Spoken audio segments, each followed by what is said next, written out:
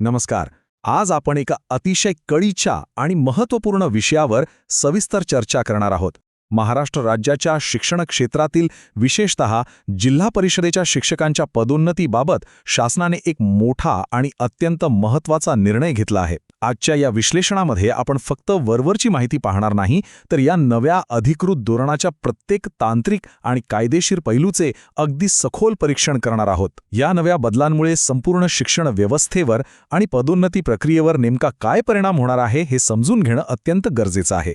चला तर मग सुरुवात करूया. आता हा जो काही मोठा बदल झाला आहे तो हवेत घेतलेला निर्णय नक्कीच नाही.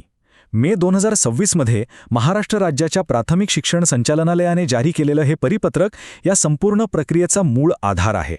राज्याची राजमुद्रा असलेलं हे केवळ एक साधं पत्र नाही, तर सर्व विभागीय शिक्षण उपसंचालक आणि प्राथमिक शिक्षणाधिकाऱ्यांसाठी काढलेला हा एक अतिशय स्पष्ट आणि अनिवार्य आदेश आहे. आगामी काळात पदोन्नतीच्या ज्या काही प्रक्रिया राबवल्या जातील त्या सर्व याच मार्गदर्शक तत्वांनुसार चालणार आहेत. आजच्या आपल्या चर्चेची दिशा अगदी स्पष्ट असावी यासाठी आपण या विषयाला 4 प्रमुख टप्प्यांत विभागला आहे. पहिला टप्पा म्हणजे पदोन्नतीसाठी टीईटीची अनिवार्यता. दुसऱ्या टप्प्यात आपण याची कायदेशीर पार्श्वभूमी आणि न्यायालयीन आदेश पाहू. त्यानंतर सेवाज्येष्ठतेचे निकष आणि महत्त्वाच्या तारखा समजून घेऊ आणि शेवटी या सर्वांचा रिक्त पदांवर आणि पुढील कार्यवाहीवर काय परिणाम होईल ते पाहू. चला तर मग थेट वळूया आपल्या पहिल्या आणि सर्वात कळीच्या मुद्द्याकडे, पदोन्नतीसाठी टेट अनिवार्य. आगामी 2025-26 या निवड वर्षासाठी पदोन्नतीचे संपूर्ण नियमच बदलून टाकणारा हा अत्यंत महत्त्वाचा भाग आहे. सर्वात आधी हे समजून घेऊया की या शासनादेशाचा थेट परिणाम नेमका कोणावर होणार आहे. या परिपत्रकानुसार पदोन्नतीच्या साखळीतील 4 प्रमुख पदे यामुळे प्रभावित होणार आहेत. शिक्षण विस्तार अधिकारी, केंद्रप्रमुख, मुख्याध्यापक आणि पदवीधर शिक्षक. जेव्हा जिल्हा परिषद स्तरावर शिक्षकांना या उच्च पदांवर बढती देण्याची वेळ येईल तेव्हा ती संपूर्ण प्रक्रिया आता याच नव्या आणि कडक नियमांनुसार पार पडेल. तर खरा आणि मोठा बदल नेमका कुठे झालाय? पूर्वी बऱ्याचदा असं व्हायचं की पदोन्नतीसाठी केवळ सेवाज्येष्ठता म्हणजेच सिनियरिटी हाच मुख्य निकष मानला जायचा. पण आता चित्र पूर्णपणे बदललं आहे. नव्या नियमानुसार केवळ सेवाज्येष्ठता अजिबात पुरेशी नाही. सेवाज्येष्ठतेसोबतच आता शिक्षक पात्रता परीक्षा म्हणजेच टेट, मग ती महाटेट असो वा सीटीएट, ती उत्तीर्ण असणे ही आता एक अनिवार्य आणि तडजोड न करण्याजोगी पूर्वअट बनली आहे. थोडक्यात सांगायचं तर सेवेची कितीही वर्ष पूर्ण झालेली असू देत, टीईटी प्रमाणपत्र असल्याशिवाय पुढील पदावर पदोन्नतीचा विचारच केला जाणार नाही. हा एक खऱ्या अर्थाने गेम चेंजर निर्णय आहे. आता साहजिकच असा प्रश्न पडतो की हा एवढा मोठा निर्णय अचानक का घेण्यात आला. त्यासाठी आपण वळूया भाग 2 कडे, कायदेशीर पार्श्वभूमी आणि न्यायालयीन आदेश. हा निर्णय केवळ प्रशासकीय पातळीवर अचानक घेतलेला नाहीये, तर यामागे एक अत्यंत भक्कम कायदेशीर लढाई आहे. सर्वोच्च न्यायालयाने अंजुमन-ई-इस्लाम प्रकरणात अगदी स्पष्ट केलं होतं की शिक्षकांच्या पदोन्नतीसाठी टीईटी उत्तीर्ण असणं आवश्यक आहे. याशिवाय राज्यभरातून अनेक याचिका दाखल झाल्या होत्या. त्यावर सुनावणी करताना एप्रिल 2016 मधील औरंगाबाद खंडपीठाचा निर्णय, मे 2016 मधील मुंबई उच्च न्यायालयाचा निर्णय आणि मार्च 2016 मधील नागपूर खंडपीठाचा निर्णय, या सर्व न्यायालयांनी एकाच सुरात टीईटीची अनिवार्यता अधोरेखित केली आहे. याच सर्व न्यायालयीन आदेशांच्या पार्श्वभूमीवर 8 मे 2016 रोजी झालेल्या एका महत्त्वाच्या आढावा बैठकीनंतर हे परिपत्रक जारी करण्यात आलं आहे. आता आपण पाहूया या संपूर्ण प्रक्रियेचा भाग 3, सेवाज्येष्ठता आणि काही अत्यंत महत्त्वाच्या तारखा. हा भाग थोडा तांत्रिक आहे, पण पदोन्नतीच्या प्रतीक्षेत असलेल्यांसाठी तो अत्यंत निर्णायक आहे. 2025-26 या निवड वर्षासाठी वेळापत्रक आणि कट ऑफ तारखा अतिशय स्पष्टपणे आखून दिल्या आहेत.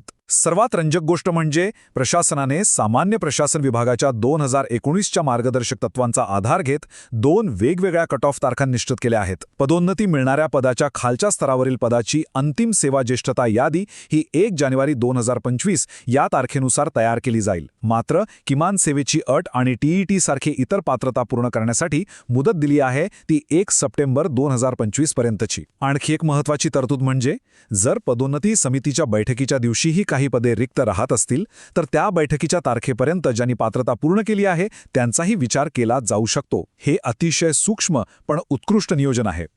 आणि आता आपण पोहोचलो आहोत शेवटच्या म्हणजे 4थ्या भागावर, रिक्त पदे आणि पुढील कार्यवाही.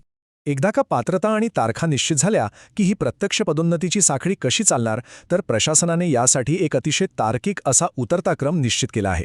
म्हणजे कसं तर सर्वात आधी सर्वोच्च पदासाठी म्हणजेच शिक्षण विस्तार अधिकारी पदासाठी पदोन्नती केली जाईल.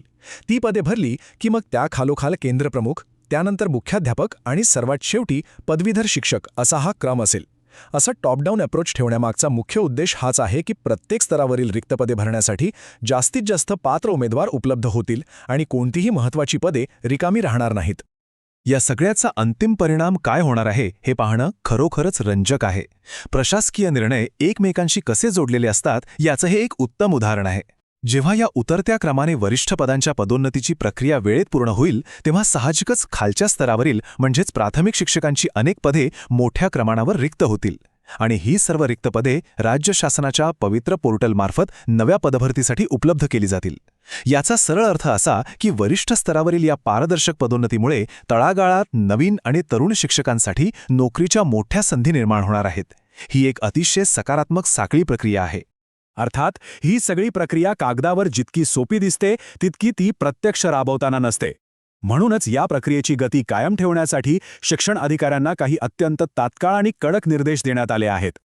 अनेक जिल्ह्यांमध्ये पदोन्नतीबाबतची प्रकरणं अजूनही उच्च न्यायालयात प्रलंबित आहेत. अशा प्रकरणांमध्ये शासकीय विधिज्ञांची तातडीने संपर्क साधून शपथपत्रे म्हणजेच ॲफिडेव्हिट्स दाखल करण्याचे कडक आदेश आहेत. या याचिका लवकरात लवकर निकाली काढायच्या आहेत आणि न्यायालयाच्या आदेशानुसार पदोन्नतीची कार्यवाही पूर्ण करायची आहे. सर्वात महत्त्वाचं म्हणजे या सर्व कार्यवाहीचा अंतिम अहवाल प्राथमिक शिक्षण संचालनालयाला तत्काळ सादर करणं आता सर्व अधिकाऱ्यांसाठी बंधनकारक आहे. तर अशा प्रकारे आपण या अत्यंत महत्त्वाच्या अधिकृत परिपत्रकाची सविस्तर चिरफाड केली आहे. यातून एक गोष्ट नक्कीच स्पष्ट होते की प्रशासनाने आता गुणवत्तेवर लक्ष केंद्रित केले आहे. पण जाता जाता एका अतिशय महत्त्वाच्या प्रश्नावर आपण सर्वांनी नक्कीच विचार करायला हवा. पदोन्नतीसाठी आता केवळ वयाची किंवा सेवेची वर्ष न पाहता TET सारख्या गुणवत्ता आधारित परीक्षेचे जे कठोर पालन केले जात आहे त्यामुळे येणाऱ्या काळात महाराष्ट्रातील जिल्हा परिषद शाळांमधील प्रशासनाची आणि साहजिकच विद्यार्थ्यांच्या शिक्षणाची गुणवत्ता कोणत्या नव्या उंचीवर पोचेल. गुणवत्ता आधारित सेवाज्येष्ठतेचा हा नवा अध्याय आपल्या शिक्षण क्षेत्राचं भविष्य कसं घडवेल हाच तो कळीचा प्रश्न मागे ठेवून आपण आजची ही चर्चा इथेच थांबूया. धन्यवाद.